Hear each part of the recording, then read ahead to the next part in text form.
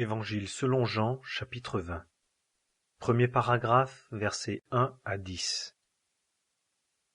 Et le premier jour de la semaine, Marie de Magdala vint le matin au sépulcre, comme il faisait encore nuit, et elle voit la pierre ôtée du sépulcre. Elle court donc, et vient vers Simon-Pierre et vers l'autre disciple que Jésus aimait, et elle leur dit : On a enlevé du sépulcre le Seigneur, et nous ne savons où on l'a mis. Pierre donc sortit, et l'autre disciple, et ils s'en allèrent au sépulcre.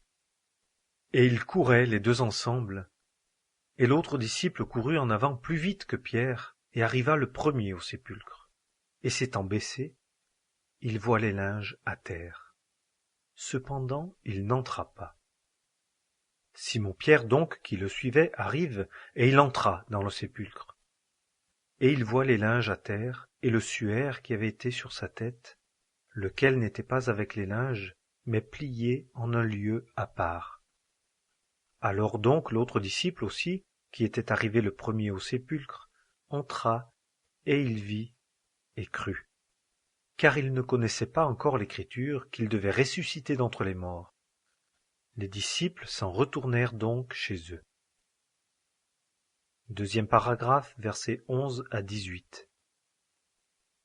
Mais Marie se tenait près du sépulcre dehors et pleurait. Comme elle pleurait donc, elle se baissa dans le sépulcre, et elle voit deux anges vêtus de blanc, assis, un à la tête et un aux pieds, là où le corps de Jésus avait été couché. Et ils lui disent : Femme, pourquoi pleures-tu ?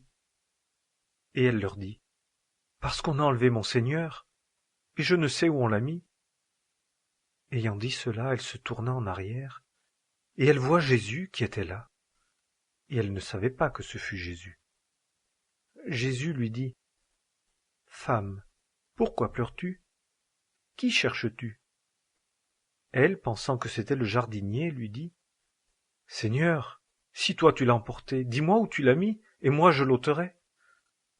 Jésus lui dit : Marie. Elle, s'étant retournée, lui dit en hébreu : Rabboni, ce qui veut dire maître. Jésus lui dit : Ne me touche pas, car je ne suis pas encore monté vers mon Père. Mais va vers mes frères, et dis-leur : Je monte vers mon Père et votre Père, et vers mon Dieu et votre Dieu. Marie de Magdala vient rapporter aux disciples qu'elle a vu le Seigneur et qu'il lui a dit ces choses. Troisième paragraphe, versets 19 à 23.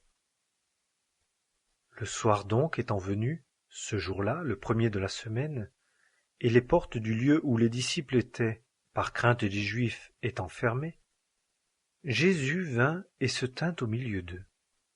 Et il leur dit : Paix vous soit. Et ayant dit cela, il leur montra ses mains et son côté. Les disciples se réjouirent donc quand ils virent le Seigneur. Jésus donc leur dit encore : Paix vous soit. Comme le Père m'a envoyé, moi aussi je vous envoie. Et ayant dit cela, il souffla en eux et leur dit : Recevez l'Esprit Saint. À quiconque vous remettrez les péchés, ils sont remis, et à quiconque vous les retiendrez, ils sont retenus. Quatrième paragraphe, versets 24 à 29. Or, Thomas, l'un des 12, appelé Didyme, n'était pas avec eux quand Jésus vint. Les autres disciples donc lui dirent : Nous avons vu le Seigneur. Mais il leur dit : À moins que je ne voie en ses mains la marque des clous, et que je ne mette mon doigt dans la marque des clous, et que je ne mette ma main dans son côté, je ne le croirai point. Et 8 jours après, ses disciples étaient de nouveau dans la maison, et Thomas avec eux. Jésus vient, les portes étant fermées, et il se tint au milieu d'eux et dit : Paix vous soit. Puis il dit à Thomas : Avance ton doigt ici, et regarde mes mains. Avance aussi ta main, et mets-la dans mon côté. Et ne sois pas incrédule, mais croyant. Thomas répondit et lui dit : Mon Seigneur est mon Dieu. Jésus lui dit, parce que tu m'as vu, tu as cru. Bienheureux ceux qui n'ont point vu et qui ont cru. 5e paragraphe, versets 30 et 31.